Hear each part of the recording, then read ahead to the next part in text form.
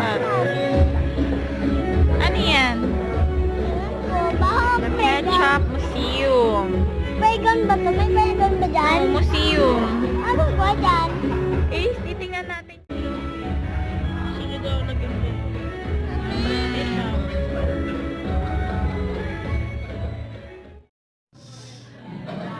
So we have here si Dana, our friendly Bananyon, si Musa, our scientist Bananyon, si Auntie Banani, who loves to cook with ketchup, saka finally, si, who can guess?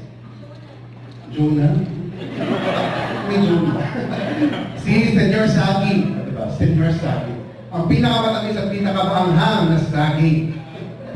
But thanks so much for coming over this morning. I know it's quite a drive from Manila, but we are here to celebrate another banana amazing feat, which is the launch of our first ever Catsup Museum. So sabi nga kanina, not only the Philippines, but in the world. So let's clap to that. Woo!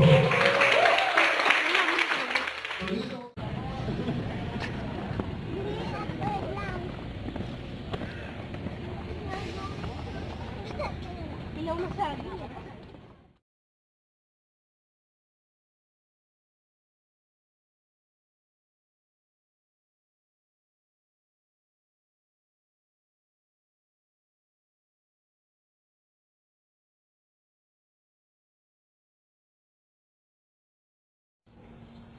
Split. Oh, banana split. Hi, come in, come in. Morning. Morning, come in. Banana we see now. Kasi pag yung banana natin ngayon is pag binuksan natin, the seeds are smaller. So before, the seeds are like marbles. So malalaki siya. And one thing is, banana is not a tree. So banana is a plant. It is a herbaceous plant. Kasi when you say tree, kailangan woody yung stem niya. So a banana is not a tree. So here, and then eventually, during the travel, nagiging hinog na siya.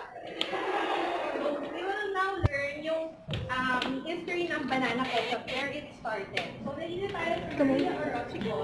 Korea Orozco is one of the Filipino scientists.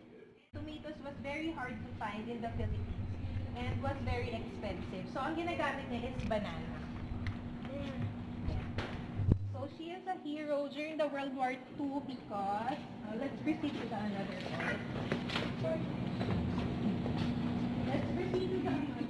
Here we will see kung paano ginagawa si banana ketchup, yung ingredients niya, and yung process ng pagluluto sa kanya. So the ingredients in the banana ketchup is salt, sugar, and of course, banana. So UFC uses Cavendish for their banana ketchup. And starch for the smoothness of the ketchup.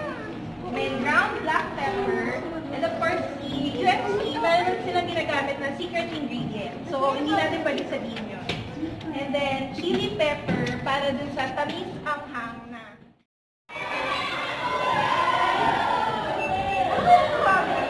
Basahin mo na.